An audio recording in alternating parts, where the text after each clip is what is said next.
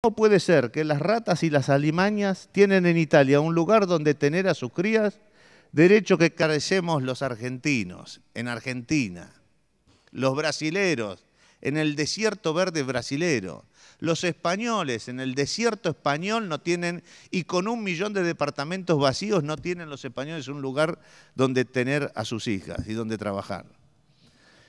Pero si vamos al presente, nos vamos a encontrar con esto. Por favor, la siguiente. Que son los mensajes que deja Wall Street. Wall Street dice, nosotros no producimos nada, dice Gordon Gekko. Nosotros poseemos. Es la cultura del predador, que dice Fred Harrison. Pero, ¿él es culpable de algo? Absolutamente no. Él está bajo un orden jurídico que le dice no trabajes. El trabajo es para los idiotas, para los esclavos, los que se van a esclavizar. Entonces cualquiera que tenga 2 dedos de frente sabe que compra un pedazo de tierra y a los 3 años habrá triplicado el valor, que es lo que está pasando en este momento. Y con ese enorme negocio que hacemos todos los que podemos, estamos condenando a la villa miseria, al hambre y a la muerte a nuestros congéneres, no a los brasileros, a nuestro propio hermano, a nuestros propios hijos, porque acá hay un problema generacional. Una generación le está robando las posibilidades a otra generación. Bueno, y entonces la reflexión de los trabajadores. Esos dos son dos representantes de los trabajadores argentinos en actividad en este momento, que tienen una frase que es brillante. Dice, en este país nadie hace plata trabajando. Lógicamente, un país que ha realzado el derecho romano y que ha degradado el trabajo y que ha realzado el robo y el latrocinio político como fuente genuina de la propiedad, no puede tener otro final que el que está teniendo Argentina, el que está teniendo España, el que está teniendo Italia. Por favor, la siguiente. Entonces, cuando Juan Bautista Alberdi observa que se va a sancionar un código civil, sancionad este código civil y veréis todos los días cambiar la base de la propiedad, por supuesto. Porque al poco tiempo fue necesario aplicar el primer impuesto en la Argentina, en el año 30, y que fue la base de los 85 impuestos que atacan a la producción, al trabajo y al consumo. 85 impuestos que encima cada tanto aumentan su alícuota. Entonces veréis cambiar las bases de la propiedad, el sistema de los contratos y las atribuciones de los gobernantes. Dice, este Código Civil de Vélez terminará con el federalismo y con la república, por supuesto, como vamos a ver más adelante. ¿Cómo puede ser que se esté sancionando una constitución civil unitaria cuando la constitución nacional es federal? El Código Civil, fíjense esto, dice, tendrá más fuerza que todos los ejércitos del Brasil para terminar anexionando la sociedad argentina a la del Brasil. ¿Qué estaba viendo Alberdi? Estaba viendo que el derecho romano lo único que iba a hacer era enfrentarnos en guerra civil hasta que vengan los brasileros y nos ocupen. Como efectivamente está pasando, con nuestras tierras, con nuestras grandes empresas, se llevan todos los extranjeros. Fíjense cómo la visión de este hombre.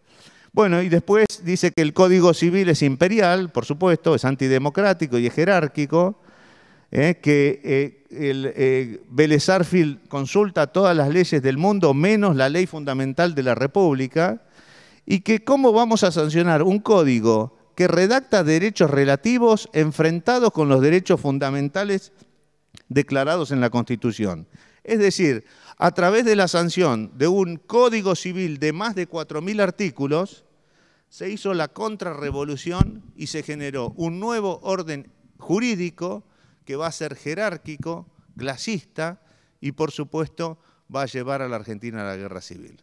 Es la que se enseña en estas casas de estudio, en estas cavernas, en las de Estados Unidos, en la de Nueva York, donde se reciben PhDs en este derecho bárbaro. Voltaire dice que las revoluciones fracasan porque las revoluciones fueron destruidas por los conservadores de la antigua barbarie romana. Abogados que, instruidos en el derecho romano antiguo, nunca pudieron observar y salir de esa trampa y nunca pudieron interpretar el derecho moderno que se gestionó sobre todo en la Edad Media y sobre todo en España, sobre todo en la Escuela de Salamanca, y que después se replica en bueno, en todas partes. Seguimos, por favor. Bueno, entonces esta es la gran tragedia del derecho. Acá podemos ver, mi charla se llama Las Academias Nacionales y la corrupción de la ciencia económica, de la ciencia moral y política, o sea, el derecho. Y ahí nosotros vemos claramente que hay dos caminos diametrales que se toman y fueron vaticinados con toda claridad cuáles iban a ser los resultados. Sin embargo, no hay un solo abogado que pueda ver esto con claridad, y ya lo vamos a ver por qué. Pero lo interesante es ver que del sistema rentístico de ese gen, lo que aflora es la República. La República Romana no emergió porque sí. La República Romana emergió en base a su sistema de rentas. Las rentas producen república, producen federación, porque por supuesto las rentas las recogen los municipios. Cuando ayer Fred Harrison, alguien le preguntó si el hombre va a volver al campo, si ponemos el sistema rentístico, por supuesto que la gente se vuelve al campo. Porque las rentas van a recaer sobre los municipios van a ser ricos y los municipios van a atraer a la gente y va a destrozar todas estas cabezas imperiales que se han formado en todas las capitales nacionales y las capitales provinciales. Por supuesto que también emerge del sistema rentístico la democracia. Esto que tenemos hoy es una democracia cesárea, ya lo vamos a ver. ¿Por qué? Porque el poder, el gobierno y el poder y los recursos están en la comuna, o sea, se desintegra, a la desintegración del Imperio Romano se desintegra en feudos. Y hace 150 años, cuando esos feudos y esas regiones se debieron haber desintegrado en comunas, ahí pasó un fenómeno dramático que es el de los nacionalismos. Y entonces, en vez de haber una desintegración del poder hacia las comunas, hubo una integración hacia los nacionalismos y hacia la unión. Bueno, por supuesto que esto trae la civilización, pero ¿qué es la civilización? La civilización no son los barcos, los celulares y las laptops. La civilización es simplemente y nada más y nada menos que la seguridad sobre la vida y la seguridad sobre el fruto del trabajo de las personas. Y sobre el honor, dice Alberdi, porque habrá instituciones que harán atacar el honor, pero eso es otro tema. Y esto generará una sociedad de alta productividad y alta calidad de vida para todos. Por favor, la siguiente. Cuando se renuncia al sistema de rentas porque la cultura del predador se la lleva consigo, entonces emerge el sistema tributario, que nadie lo quiere, pero de eso emerge la tiranía, emerge la unión, en nuestros estados la nación. La unión en los Estados Unidos significó la destrucción de las libertades individuales y concentrar el poder en un estado único, como ya vamos a ver las palabras de Jefferson. La democracia será cesárea, es democracia solo porque lo elige la mayoría, como al César también. Al César lo elegían la mayoría, pero el sistema es claramente antidemocrático. El derecho desaparecerá. Y lo que habrá son obligaciones, porque los derechos relativos, lo vimos ayer claramente con la decana de la facultad acá, porque vino un académico de la Universidad de Nueva York a decir que los derechos relativos se pagan con impuestos. Entonces, si se pagan con impuestos, son obligaciones. Entonces, los derechos desaparecieron con el sistema rentístico y esta facultad debería llamarse facultad de obligaciones.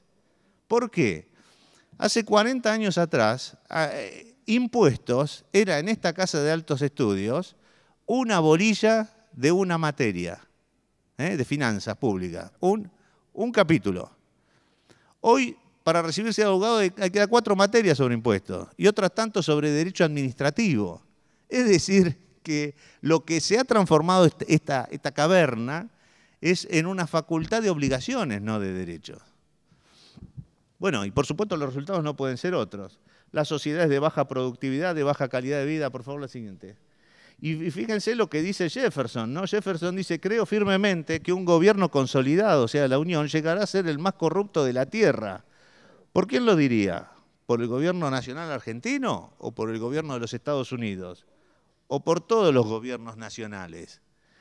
Y Madison dice, la consolidación en su aplicación actual, o sea, la unión en su aplicación actual y controvertida, significa la destrucción de los estados transfiriendo sus poderes al gobierno de la Unión.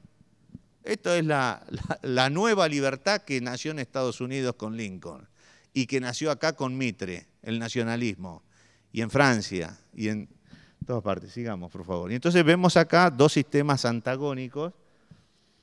Bueno, ¿cuáles son las consecuencias? Porque ese orden, ese sistema, esa ausencia de orden de sistema rentístico y esa presencia tan fuerte del orden de los impuestos generan todo tipo de aberraciones.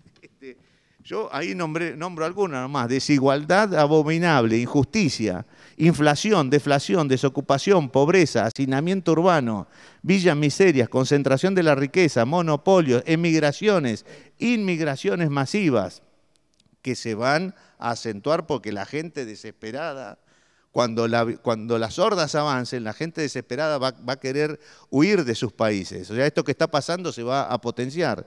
Devaluaciones de las monedas, crisis financiera, hipotecarias, remates de vivienda, desalojo, relativismo moral jurídico, inseguridad jurídica, crimen, corrupción, drogas, tráfico de personas, prostitución, esclavitud, servidumbre, abusos, terrorismo, guerra entre países y guerras civiles, invasiones, deudas externas impagables, gulags, depresiones, exterminio, rupturas de familia, odios religiosos, étnicos y raciales, xenofobia, tiranía, despotismo, anarquía, inseguridad, robo, manipulación social, desinformación, manejo de los medios de comunicación, degradación de las conductas, suicidios en masa, son tan corrientes y nos hemos acostumbrado tanto a lo monstruoso y a lo diabólico.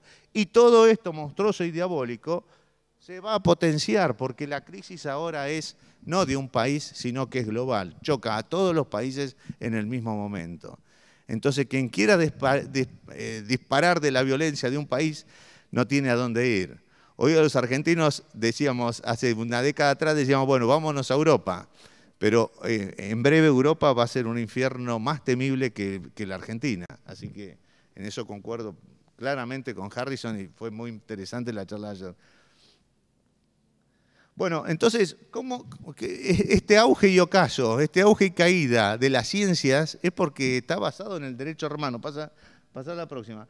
Para evitar los grandes genocidios, ya vemos que cada vez que hay un principio de acción, lo decretó Harrison claramente ayer, cada vez que Tolstoy proponía, hay una corriente de reacción que se opone a ese cambio, al volver al orden de civilización. Y en todos los casos que demostró ayer Harrison, ¿no? Por favor, la siguiente. Entonces, lo más importante de todo para sostener es lo que se hizo en la Argentina, la educación libre, obligatoria y gratuita, como instrumento de poder y dominación. Este es el instrumento que ha generado esta Casa de Altos Estudios, esta caverna, que es bellísima. A nadie se le ocurre, al entrar a esta casa, cuestionar, porque este edificio es pesadísimo. Imagínense que yo soy ingeniero agrónomo. Hace 30 años las ciencias biológicas estaban en el mismo punto que están las ciencias sociales hoy. Uno iba a presentar un trabajo de cualquier cosa y los académicos eran unos bárbaros que lo atacaban al expositor por generar cualquier hipótesis. Por suerte, la evolución de esos científicos cambió muchísimo por las contundencias de los acontecimientos, hizo cambiar la actitud. Y por personajes como Popper y epistemólogos que generaron todo un desarrollo del conocimiento, de la evolución del conocimiento científico. Eso en las ciencias sociales no ha impactado todavía. Entonces, el principal arma es la educación libre, pública y gratuita, que se extenderá a todos los órdenes y sobre todo a los más jóvenes. Acá en la Argentina, como en España, se da educación para la ciudadanía, donde se les enseña desde la más tierna infancia que el primer deber de un ciudadano es pagar impuestos. Yo les quiero aclarar que la Escuela de Salamanca, en su mejor momento, con gente como Juan de Mariana, decía, es deber del buen cristiano matar al rey despótico. ¿Quién es el rey despótico? El que quiera cobrar impuestos. Carlos V,